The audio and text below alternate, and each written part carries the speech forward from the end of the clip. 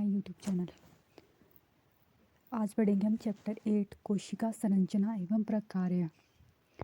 तो चलो स्टार्ट करते हैं। आप पहले ही पढ़ चुके हैं कि हमारे आसपास की वस्तुएं या तो सजीव है अथवा निर्जीव। साथ ही आपको यह भी याद होगा कि सभी सजीव कुछ मूलभूत कार्य संपादित करते हैं। क्या आप इन कार्यों की सूची बना सकते हैं?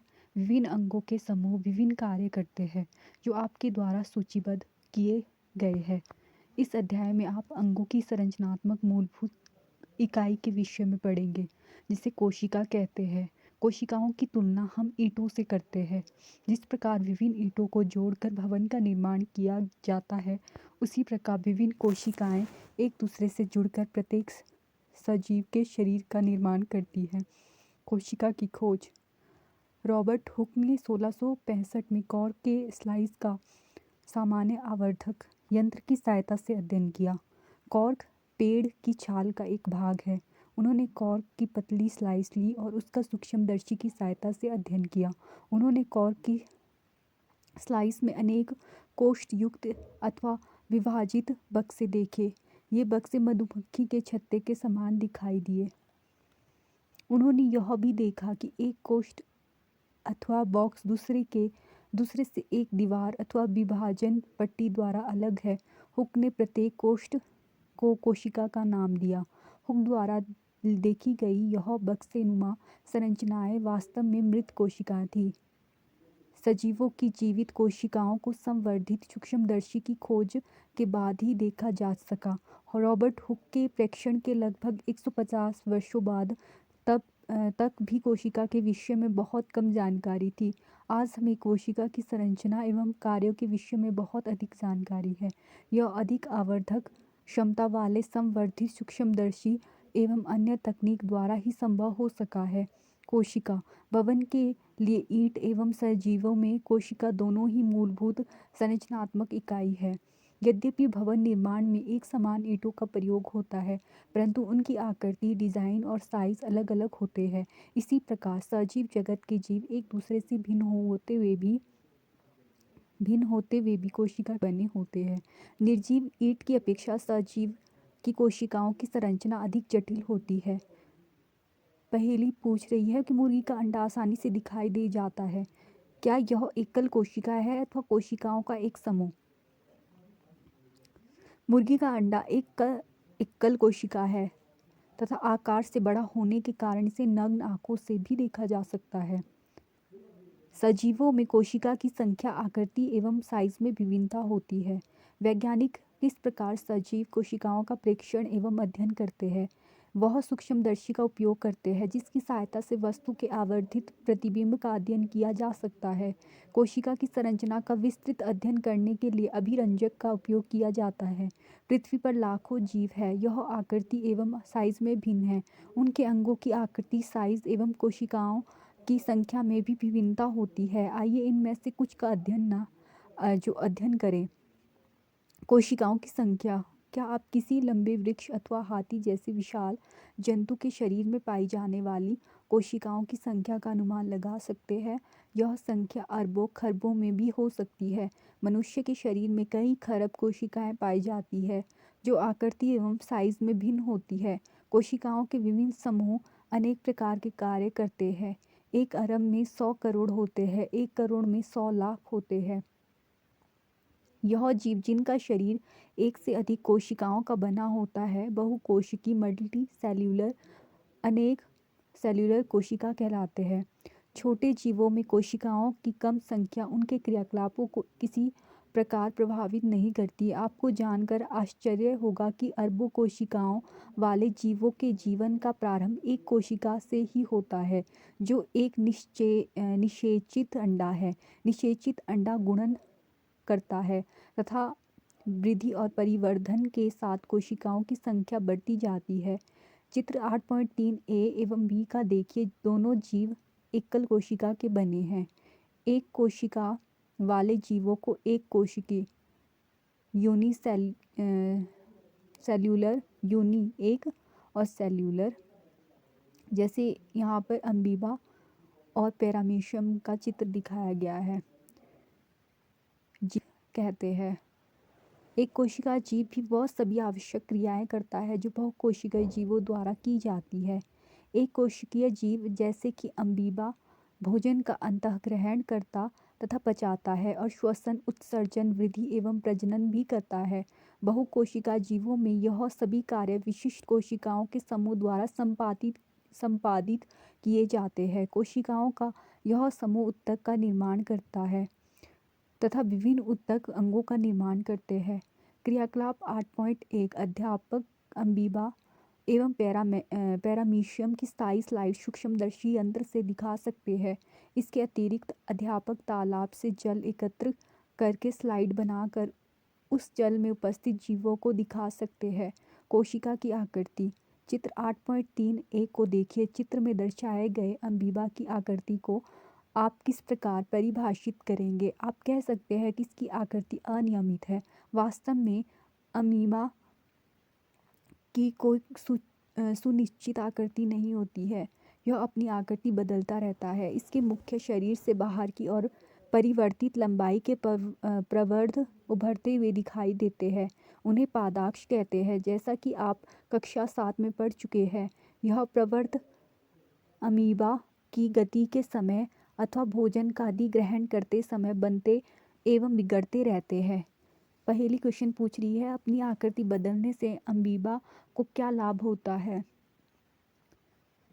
बुझो, अमीबा की जो अमीबा है की बदलती हुई आकृति पादाक्ष के बनने के कारण होती है, जो उसे गति प्रदान करने एवं भोजन ग्रहण करने में सहायता करता है। मनुष्य में रक्त में पाई जाने वाली श्वेत रक्त कोशिकाएं WBC भी एक कोशिकीय संरचना का उदाहरण है जो अपनी आकृति बदल सकती है। WBC एक कोशिका है, जबकि अमीबा एक पूर्ण विकसित जीव है जिसका स्वतंत्र अस्तित्व है। आपके विचार में उन जीवों में कोशिकाओं की आकृति कैसी होगी जिनमें लाखों कोशिकाएं होती है? चित्र 8.4 ABC में मानव की विभिन्न प्रकार की कोशिकाएं जैसे कि रक्त, पेशी और तंत्रिका कोशिका दिखाई गई है। ये विभिन्न आकृतियां उनके विशिष्ट कार्यों से संबंधित है। कोशिकाएं सामान्यतः गोलीय, चपटी गोल अथवा लंबी चित्र 8.4 होती है। कुछ कोशिकाएं लंबी होती है जिनके दोनों सिरे नुकीले होते हैं। इनका आकार तर्करूप होता है जैसा कि चित्र 8.4 में दिखाया गया है। कभी कभी कोशिकाएं बहुत लंबी होती है। कुछ कोशिकाएं शाखान्वित होती है जैसे तंत्रिका कोशिका। तंत्रिका कोशिका संदेश प्राप्त कर उनका स्थानांतरण करती है, जिसके द्वारा यह शरीर में नियंत्रण एवं समन्वय का कार्य करती है। यहाँ पर चित्र ए में गोलाकार रक्त कोशिकाएं, बी में तर्करूपी पेशी कोशिकाएं, सी में लंबी शाखान्वित तंत्रिका कोशिकाएं दिखाई गई है। क्या आप अनुमान लगा सकते हैं कि कोशिका का कौन सा भाग इसे आकृति प्रदान करता है?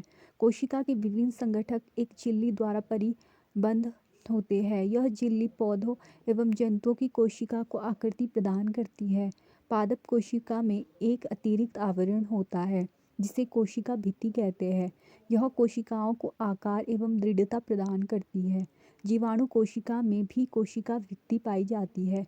कोशिका का साइज सजीवों में कोशिका का साइज 1 मीटर का 10 लाखवें भाग माइक्रोमीटर अथवा माइक्रोकॉन के बराबर छोटा हो सकता है अथवा कुछ सेंटीमीटर लंबा भी, परंतु अधिकतर कोशिकाएं अति सूक्ष्मदर्शी होती है एवं नग्न आँखों से दिखाई नहीं देती। उन्हें सूक्ष्मदर्शी द्वारा बड़ा अथवा आवर्धित करना आवश्यक है। सबसे छोटी कोशिका का साइज 0.1 से 0.5 माइक्रोमीटर है, जो कि जीवाणु कोशिका है। सबसे बड़ी कोशिका शतुरमुर्ग का अंडा है जिसका साइज 170 मिलीमीटर गुणा 130 मिलीमीटर होता है। क्रियाकलाप 8.2 मुर्गी का एक अंडा उबालिए, उसका छिलका अलग करिए। आप क्या देखते हैं कि एक सफ़ेद पदार्थ केंद्र के पीले भाग को घेरे हुए है। सफ़ेद भाग एल्ब्यूमिन है जो उबालने पर ठोस में परिवर्तित हो गया। पीला भाग योक है, यह एकल कोशिका का भाग है। आप उसे आवर्धक उपकरण के बिना भी देख सकते हैं। क्या हाथी की कोशिकाएं चूहे की कोशिकाओं से बड़ी होती है? ये क्वेश्चन पूछ रही है पहेली। किसी कोशिका के साइज का संबंध किसी पौधे तथा जंतु के साइज से नहीं होता। ऐसा बिल्कुल भी आवश्यक नहीं है कि हाथी की कोशिकाएं चूहे की कोशिकाओं से बहुत अधिक बड़ी हो। कोशिका के साइज का संबंध उसके प्रकार्य से है। उदाहरण के लिए तंत्रिका कोशिकाएं हाथी एवं चूहे दोनों में ही लंबी एवं शाखान्वित होती है। यह संदेश के स्थानांतरण का कार्य करती है। कोशिका संरचना एवं प्रकार्य। आप पढ़ चुके हैं कि प्रत्येक जीव के अनेक अंग होते हैं। आप कक्षा 7 में पाचन अंगों के विषय में पढ़ चुके हैं जो सम्मिलित रूप से पाचन तंत्र बनाते हैं। किसी तंत्र में प्रत्येक अंग अलग अलग प्रकार्य करता है, जैसे पाचन, स्वांगीकरण एवं अवशोषण। इसी प्रकार विभिन्न पादप अंग भी विशिष्ट या विशेष प्रकार्य करते हैं। उदाहरण के लिए जड़ जल एवं खनिजों के अवशोषण में सहायता करती है। आपने कक्षा 7 में पढ़ा है कि पत्तियां भोजन के संश्लेषण का कार्य करती है। प्रत्येक अंग पुनः छोटे भागों से बना होता है, जिसे ऊतक कहते हैं। ऊतक एक समान कोशिकाओं का वह समूह है जो एक विशिष्ट प्रकार्य करता है। पहेली को समझ में आ गया कि अंग ऊतक के बने होते हैं और ऊतक कोशिकाओं से बने होते हैं। सजीव की संरचनात्मक इकाई कोशिका है। कोशिका के भाग। कोशिका झिल्ली कोशिका के मूल घटक है। कोशिका झिल्ली, कोशिका द्रव एवं केंद्रक। कोशिका द्रव एवं कोशिका केंद्रक कोशिका झिल्ली के अंदर परिबद्ध होती है। कोशिका झिल्ली एक कोशिका को दूसरी कोशिका एवं घेरे हुए माध्यम से अलग करती है।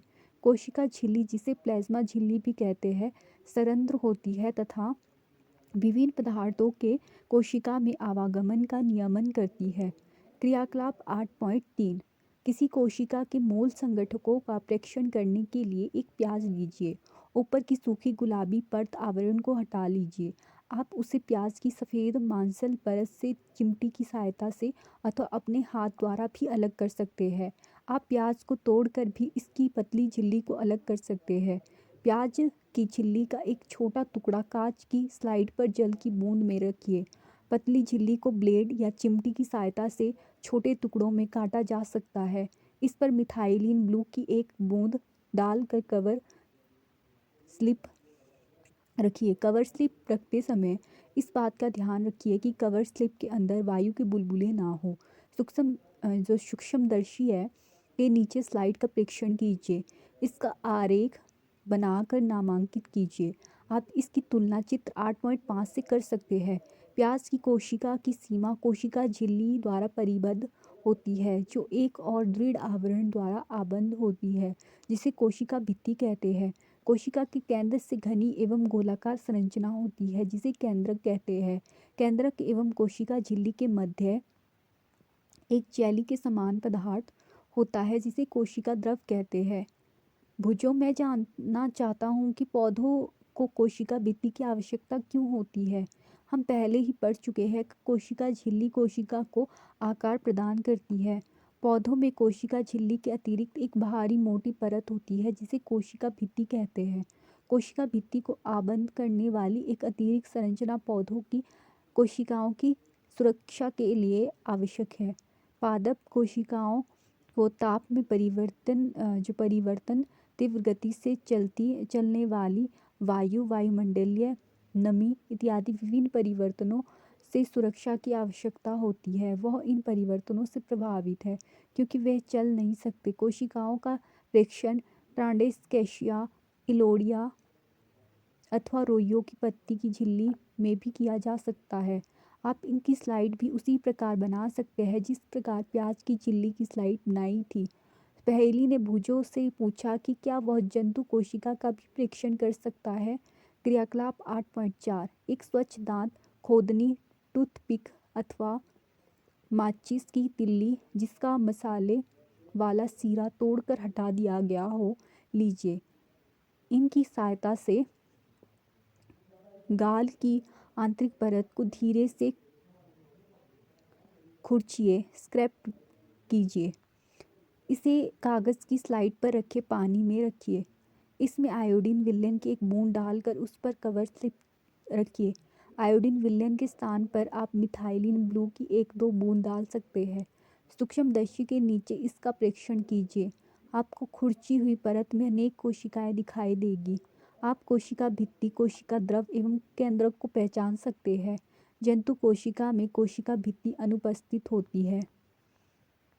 कोशिका द्रव, यह एक जेली जैसा पदार्थ है जो कोशिका झिल्ली एवं केंद्रक के बीच पाया जाता है। कोशिका के अन्य संगठक अथवा कोशिकांग कोशिका द्रव में ही पाए जाते हैं।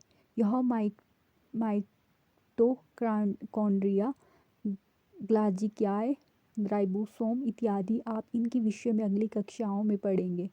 केंद्रक, सभी कोशिका का यह एक महत्वपूर्ण संगठक है। सामान्यतः यह गोलाकार होता है तथा कोशिका के मध्य भाग में स्थित होता है। इसे सरलतापूर्वक अभिरंजित करके सूक्ष्मदर्शी के नीचे आसानी से देखा जा सकता है।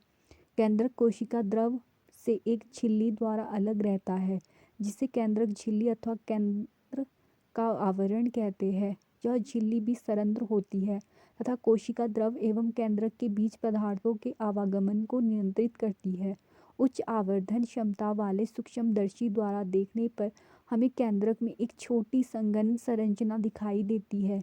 इसे केंद्रिका अथवा न्यूक्लियोलस कहते हैं। इसके अतिरिक्त केंद्रक में धागे के समान संरचनाएं भी होती है, जो क्रोमोसोम अथवा गुणसूत्र कहलाते हैं।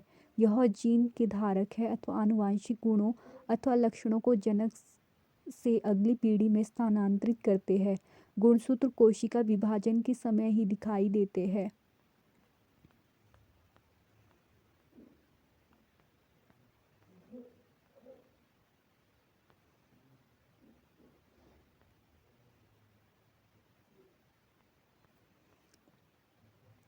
जीन, जीन सजीव में आनुवांशिक की इकाई है। यह जनक से संतति को आनुवांशिक लक्षण के स्थानांतरण का नियंत्रण करते हैं। इसका अर्थ है कि आपके माता पिता के कुछ लक्षण उनसे आपको प्राप्त हुए हैं। यदि आपके पिताजी की आँख भूरी है तो संभव है कि आपकी आँख भी भूरी है। यदि आपकी माताजी के घुंघराले बाल है तो हो सकता है कि आपके बाल भी घुंघराले हो। परंतु जनक प्राप्त विभिन्न जीन के संयुक्त होने के परिणाम स्वरूप लक्षण भिन्न भी हो सकते हैं। वंशानुगत अथवा आनुवांशिक गुणों के अतिरिक्त केंद्रक कोशिका के क्रियाकलापों का भी नियंत्रण करता है। सजीव कोशिका के समग्र संगठक को जीव द्रव प्रोटोप्लाज्म के नाम से जाना जाता है। इसमें कोशिका द्रव और केंद्रिका द्रव दोनों सम्मिलित होते हैं। जीव द्रव कोशिका का जीवित पदार्थ कहलाता है। पहेली जानना चाहती है कि क्या पौधों, जंतु और जीवाणु की कोशिका में केंद्रक की संरचना एक समान होती है? जीवाणु कोशिका का केंद्रक बहुकोशिकीय जीवों के केंद्रक के समान सुसंगठित नहीं होता। इसमें केंद्रक झिल्ली अनुपस्थित होती है। ऐसी कोशिकाएं जिनमें केंद्रक पदार्थ केंद्रक झिल्ली के बिना होता है प्रोकैरियोटिक कोशिका कहलाती है। इस प्रकार की कोशिकाएं वाले जीव प्रोकैरियोट्स कहलाते हैं। जीवाणु और नीले हरे शैवाल इसके उदाहरण हैं। प्याज की झिल्ली एवं गाल की कोशिकाएं जैसी कोशिकाओं में झिल्ली युक्त सुसंगठित केंद्रक पाया जाता है। वे यूकेरियोटिक कोशिका कहलाती है। ऐसी कोशिका वाले जीव यूकेरियोट्स कहलाते हैं। प्याज की झिल्ली की कोशिकाओं का परीक्षण करते समय क्या आपने कोशिका द्रव के बीच खाली अथवा दिखने वाली संरचनाओं पर ध्यान दिया? इसे रिक्तिका कहते हैं। यह मात्र एक एवं बड़ी हो सकती है, जैसे कि प्याज की झिल्ली की कोशिका में दिखाई देती है। गाल कोशिका में अनेक छोटी छोटी रिक्तिकाएं होती है। बड़ी रिक्तिकाएं आमतौर पर पौधों की कोशिकाओं में पाई जाती है। जंतुओं में ये रिक्तिकाएं बहुत छोटी होती है। ट्रांडेस्कैंशिया पत्ती की कोशिकाओं में आपने अनेक छोटे रंगीन संरचनाएं देखी होगी। वे पत्ती की कोशिकाएं जो कोशिकाओं के कोशिका द्रव में छितरी रहती है, इन्हें प्लेस्टिड कहते हैं। यह विभिन्न रंगों के होते हैं। उनमें कुछ में हरा रंजक उपस्थित होता है जिसे क्लोरोफिल कहते हैं। हरे रंग के प्लेसिडस को क्लोरोप्लास्ट अथवा हरित लवक कहते हैं। वे पत्तियों को हरा रंग प्रदान करते हैं। आपको याद होगा कि पत्तियों के क्लोरोप्लास्ट में उपस्थित क्लोरोफिल प्रकाश संश्लेषण के लिए आवश्यक है। पादप एवं जंतु कोशिकाओं ना, यदि आप पिछले क्रियाकलाप 8.3 एवं 8.4 को याद करें तो उसके आधार पर आप पादप कोशिका एवं जंतु कोशिका की संरचना की तुलना कर सकते हैं। चित्र 8.7 ए और बी का ध्यानपूर्वक प्रेक्षण कीजिए। आइए पादप एवं जंतु कोशिका की समानताओं और अंतर को सूचीबद्ध करें। सारणी 8.1 में केवल कुछ ही लक्षणों का उल्लेख किया गया है। आप लक्षणों का उल्लेख कर सकते हैं। कोशिका का भाग, कोशिका झिल्ली, पादप कोशिका उपस्थित, जंतु कोशिका उपस्थित। कोशिका भित्ति, पादप कोशिका इसमें उपस्थित होती है, जंतु कोशिका अनुपस्थित होती है। ऐसे ही केंद्रक, केंद्रक झिल्ली, कोशिका द्रव, प्लेसिडस और रिक्तिकाएं दिया हुआ है। आपने क्या सीखा? अधिकतर जीवों में छोटी संरचनाएं दिखाई देती है जिन्हें अंग कहते हैं। सभी अंग और भी छोटे भागों से बने हैं। किसी जीव की सूक्ष्मतम जीवित रचना को कोशिका कहते हैं। सर्वप्रथम कॉर की कोशिकाओं की खोज रॉबर्ट हुक ने 1665 में की। कोशिका की विविध आकृतियां एवं साइज परिलक्षित होते हैं। विभिन्न कोशिकाओं में कोशिका की संख्या भी विविध है। कुछ कोशिकाएं बहुत बड़ी है जिन्हें नग्न आंखों से देखा जा सकता है, उदाहरण मुर्गी का अंडा। कुछ जीव मात्र एक कोशिका के एवं अन्य जीव अनेक कोशिकाओं के बने होते हैं।